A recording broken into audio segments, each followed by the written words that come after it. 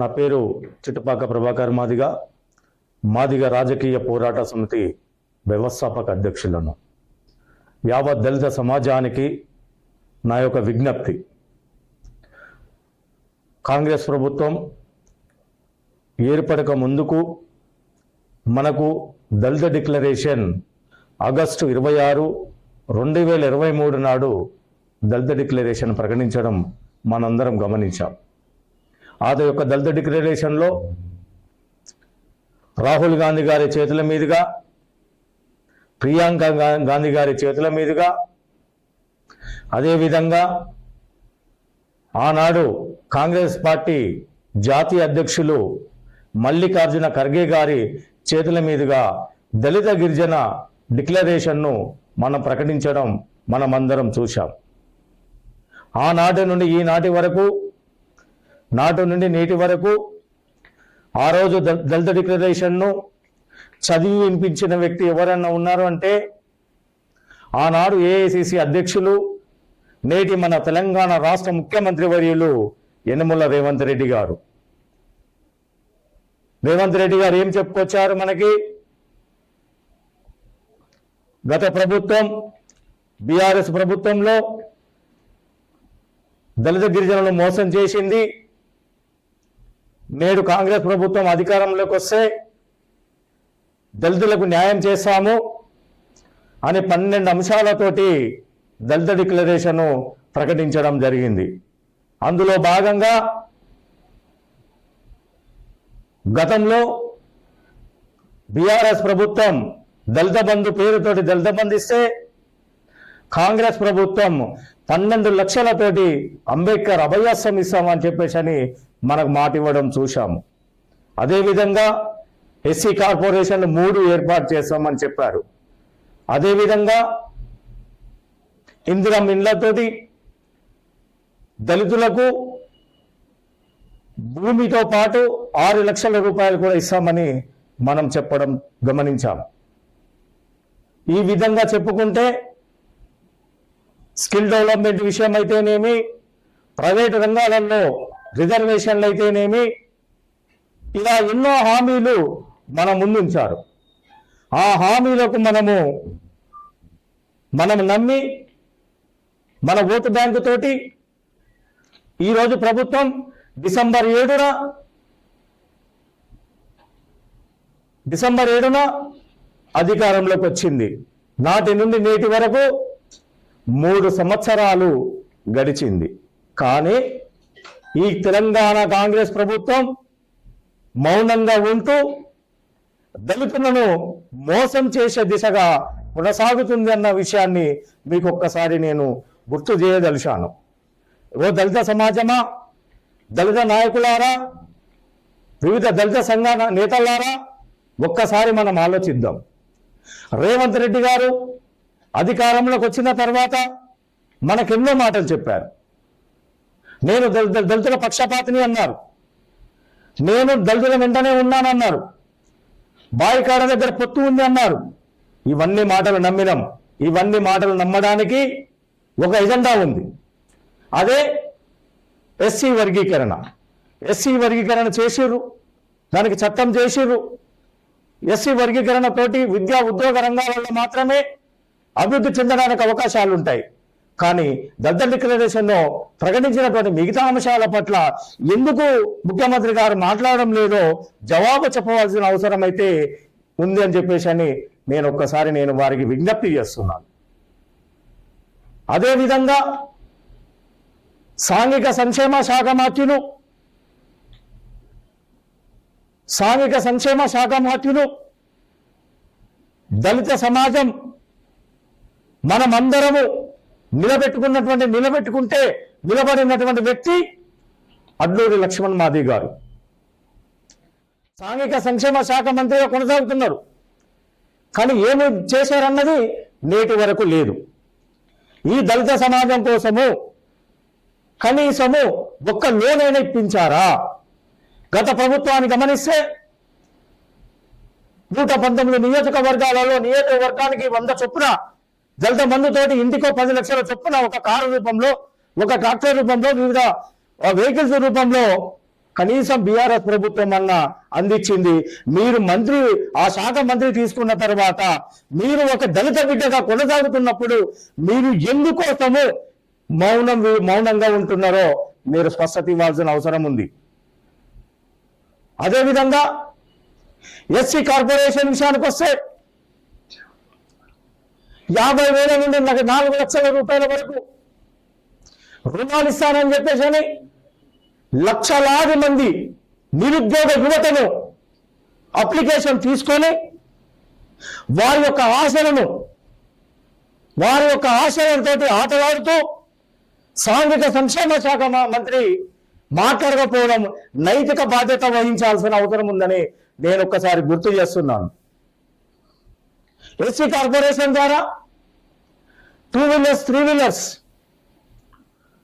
Vehicles పథకాన్ని ప్రారంభించి కొన్ని వేల మందికి దరఖాస్తులు స్వీకరించింది. 6 నెలలు గడుస్తుంది నేటి వరకు. వాటి పంపిణీ చేయడంలో ప్రభుత్వం పూర్తిగా విఫలమైంది. అంటే సాంఘిక సంక్షేమ శాఖ మంత్రులు విఫలమైనన్న విషయాన్ని నేను గుర్తు చేస్తున్నాను. ఒక పెద్ద దిక్కుగా, ఒక పెద్దన్నగా సీఎం గారు, ముఖ్యమంత్రి గారు ఆ హోదాను కూర్చోబెడితే మీరు ఏం చేస్తున్నారు? ఇప్పుడు కొన్ని అంశాలు దళితులు చేస్తున్నటువంటి ఈ ప్రభుత్వాన్ని అన్యాయాల పట్ల కొన్ని అంశాలు మీ దృష్టికి తీసుకొస్తున్నా మిత్రులారా. అంబేద్కర్ ఓవర్సీసీ విద్యానిధి కింద ఆ పథకం ద్వారా మన దళిత బిడ్డలు ఉన్నత చదువుల కోసం విదేశాలకు వెళితే గత ప్రభుత్వం ఎంతో కొంత సహాయ సహకారాలు అందించింది. కానీ నేటి ప్రభుత్వం ఏం చేస్తుంది? వాళ్ళ ఆఫీసుల చుట్టూ తిప్పుకుంటూ వాళ్ళ తల్లిదండ్రులను అధికారుల చుట్టూ తిప్పుకుంటున్నారే తప్పితే వాళ్లకు న్యాయం చేసిన దాఖలాలు ఎక్కడ కనబడతలేవు. కాబట్టి ఈ బాధ్యత కూడా సాంఘిక సంక్షేమ శాఖ మంత్రులు బాధ్యత వహించాలని చెప్పేసి నేను విజ్ఞప్తి చేస్తున్నా. అదేవిధంగా బస్ సర్వీస్ స్కూల్స్లలో, హైదరాబాద్ పబ్లిక్ స్కూల్స్లలో మా పేద విద్యార్థులు చదువుకోవడానికి ఎంతో కొంత వెసులుబాటు ఉండేది. పాత బకాయిలు పెండింగ్ ఉన్నాయన్న నెపంతో ఈ ప్రభుత్వం రూపాయి ఇవ్వట్లేదన్న నెపంతో మా దళిత పేద విద్యార్థులను అవమానపరుస్తూ ఎగ్జామ్స్ రానియకుండా క్లాస్ రూమ్ బయట నిల్చోబెట్టిన ఈ మంత్రి గారికి కనబడతలేదా అని నేను ఒక్కసారి మిమ్మల్ని అడుగుతున్నా. కనీసం బాధ్యతగా ఒక దళిత బిడ్డగా మీరు ఎందుకు విజిట్ చేయడం లేదో సమాధానం చెప్పవలసిన అవసరము మీ మీద ఉందన్న విషయాన్ని నేను గుర్తు చేస్తున్నాను. అదేవిధంగా ఇంకొక అంశం, మనకు అగ్ర కులాలతోటి దాడి జరిగిన, అగ్ర కులాలు మనల్ని అవమానపరిచిన డాక్టర్ బాబాసాహెబ్ అంబేద్కర్ గారు ఇచ్చినటువంటి హక్కులతోటి మనకు ఒక చట్టం ఉంది, ఎస్సీ ఎస్టీ పోక్సో యాక్ట్. ఆ యొక్క యాక్టులో రాష్ట్రంలో విజిలెన్స్ అండ్ మానిటరింగ్ కమిటీ ఆధ్వర్యంలో 6 నెలలకు ఒక్కసారి గౌరవ ముఖ్యమంత్రి గారితో సమీక్షా సమావేశాలు నిర్వహించి దీన్ని ఏ విధంగా ఎంత మేరకు ముందుకు తీసుకెళ్లాలి,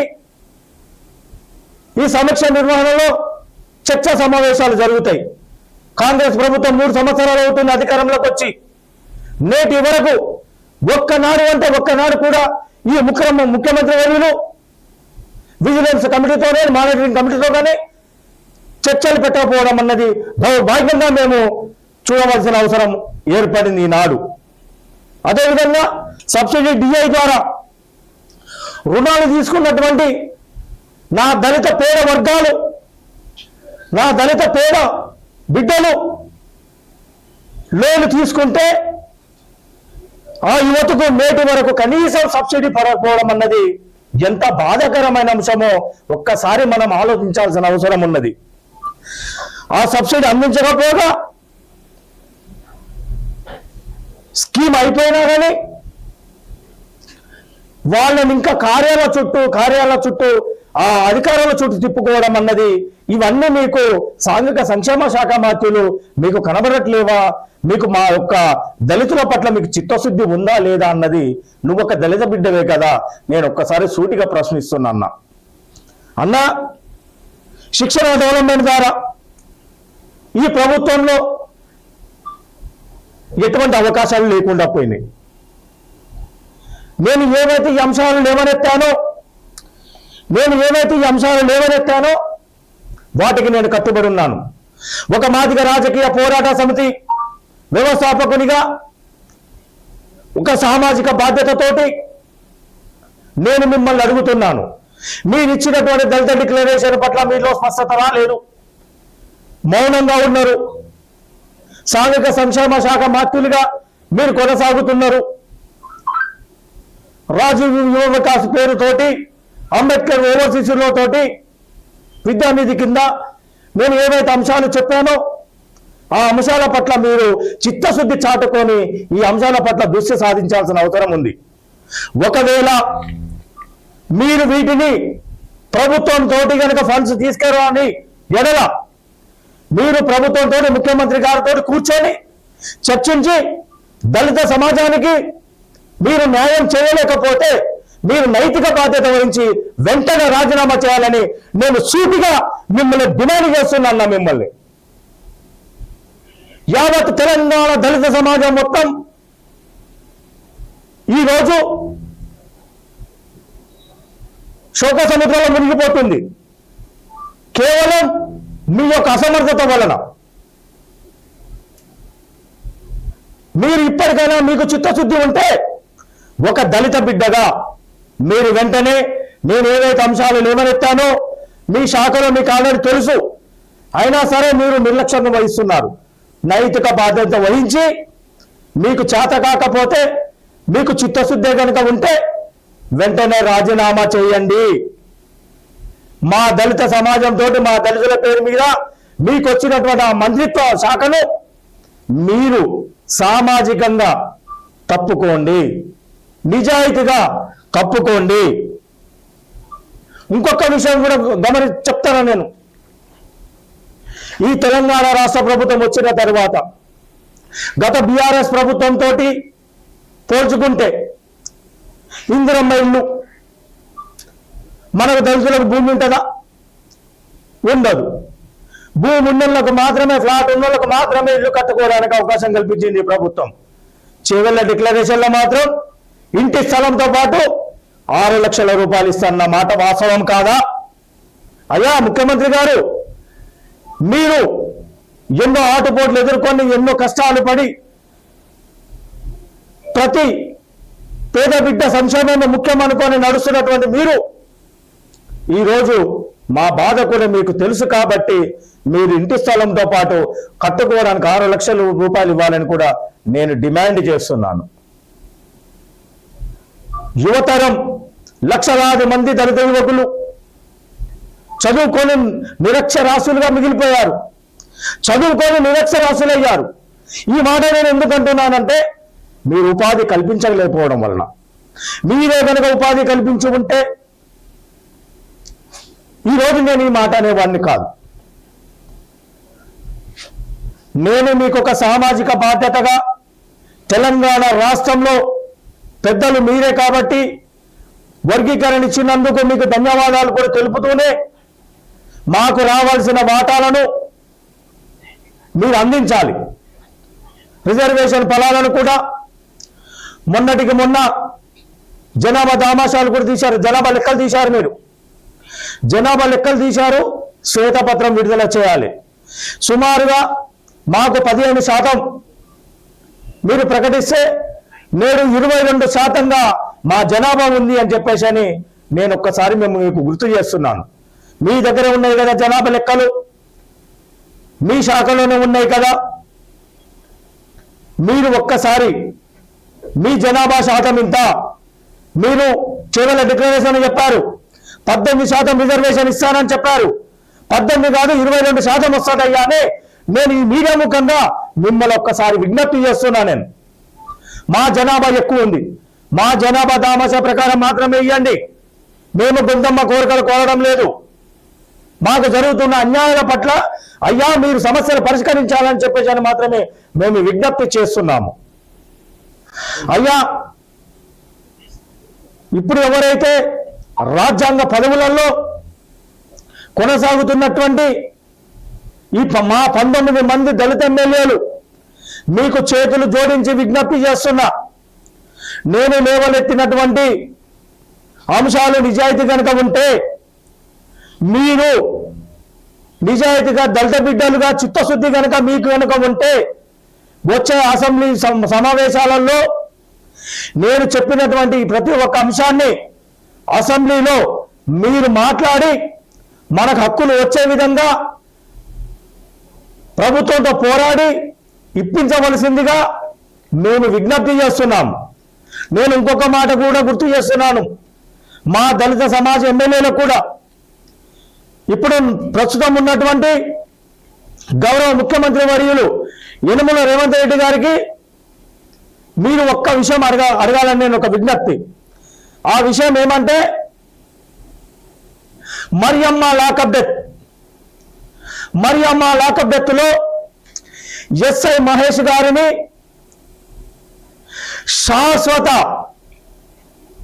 శాశ్వతంగా విధుల నుండి తొలగించబడ్డాడు.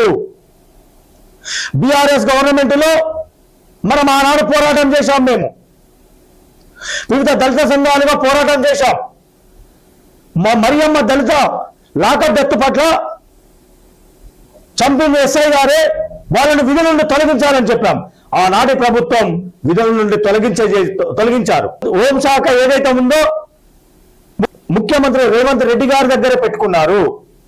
వారు ఈరోజు ఎస్ఐ మహేష్ గారికి మరి ఏ విధంగా మళ్ళా ఆ ఉద్యోగం కల్పిస్తారో ఒక్కసారి సమాధానం చెప్పవలసిన అవసరం ముఖ్యమంత్రి గారి మీద ఉంది.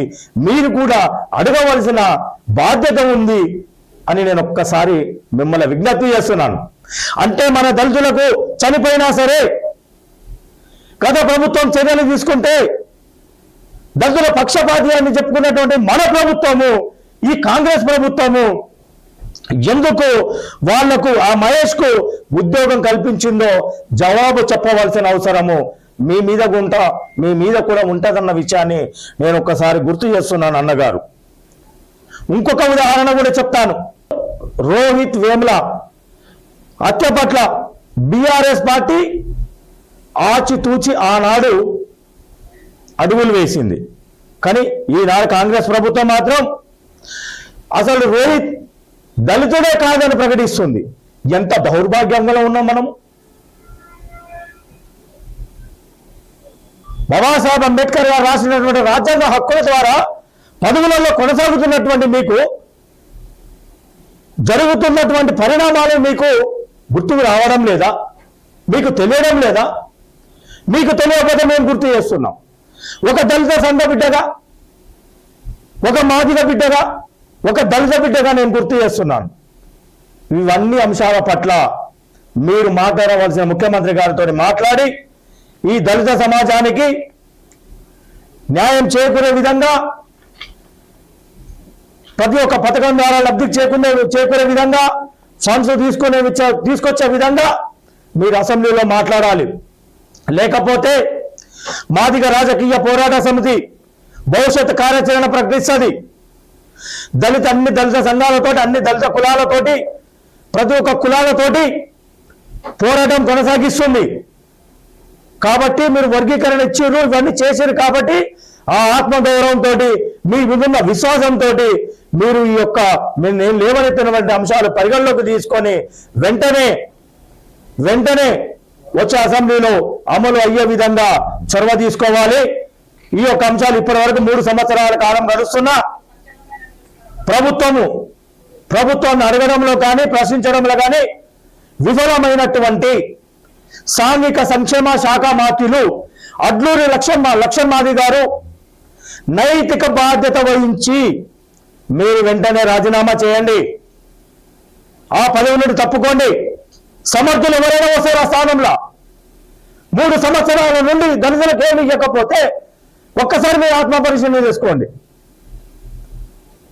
ఒక దళిత బిడ్డగా మిమ్మల్ని గౌరవించుకొని ఒక మంత్రి వచ్చిందని మేము ఎంతో ఆనందపడితే మీకు దత్తులు చేస్తుంది ఏంటంటే మీకు చేత కాకపోతే మీరు ఆ స్థానం నుండి తప్పుకోండి. సమర్థవంతమైన ఇంకో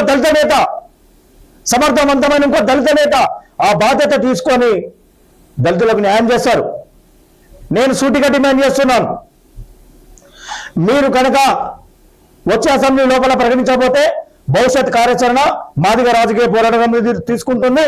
దళిత నాయకులందరితోటి, దళిత సంఘాలతోటి, దళిత కులాలతోటి భవిష్యత్తు కార్యాచరణ ప్రకటిస్తుంది, యుద్ధం ప్రకటిస్తుంది అన్న విషయాన్ని దళితులు సమరభేరి మోగిస్తామని చెప్పేసి అని నేను డిమాండ్ చేస్తూ ఈ అవకాశం ఇచ్చినటువంటి మీడియా మిత్రులకు, పాత్రికేయ మిత్రులకు జై భీమ్, జై మాదిగ.